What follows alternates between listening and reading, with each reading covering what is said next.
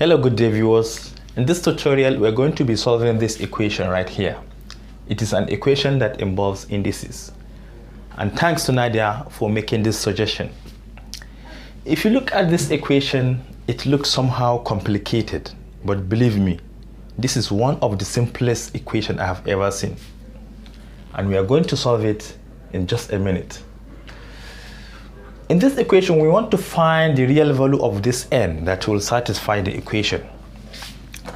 And this is an indices, and from laws of indices, we can assign a power of n for this 3 and this root 2. So from the left-hand side, we can write it as 3 power n multiplied by, I can even transform root 2, from laws of indices. If you have square root of 2, it can be written as 2 raised to the power of 1 over 2. So I can write it as 2 raised to the power of 1 over 2, also raised to the power of n. You see I have distributed the power of n to 3 and root 2. Then to the right hand side, I still have 3 power 9 multiplied by 2 power 5, but 6 can be written as 3 multiplied by 2. We transform 6 into 3 multiplied by 2 for a reason, because we want them to correspond to 3 and 2 here.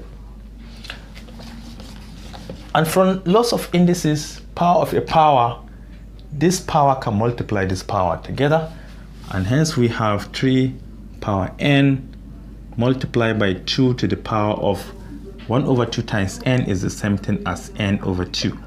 And to the right, we can split this as 3 power 9 divided by 3 power 1. Then you multiply by 2 power 5 divided by 2 power 1.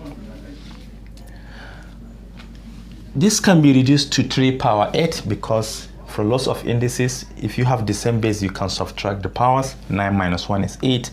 Then 5 minus 1 is 4. So we have 3 power n multiplied by 2 power n over 2, and to the right we have 3 power 8 multiplied by 2 power 4. You can see we are done. We can just relate these terms. 3 power n must be equal to 3 power 8, and 2 power n over 2 must be equal to 2 power 4. So if we say 3 power n is equal to 3 power 8, this implies that n is equal to 8. Therefore, the real value of n is equal to 8, but we cannot conclude unless we test the other one. Now, 2 power n over 2 is also equal to 2 power 4, which means that n over 2 is equal to 4. This means that n over 2 is equal to 4. And if you multiply both sides by 2, you're going to eliminate this fraction. By cross multiplication, again, the same thing. If you multiply here by 2, you have to multiply here by 2. 2 will cancel 2. Finally, you can see n is equal to 4 times 2, which is equal to 8. In either way, n is equal to 8. So the real value of this n is equal to 8 in this equation. And this is all I have for you today. Thank you for watching. Do have a nice day. And don't forget to subscribe to my YouTube channel.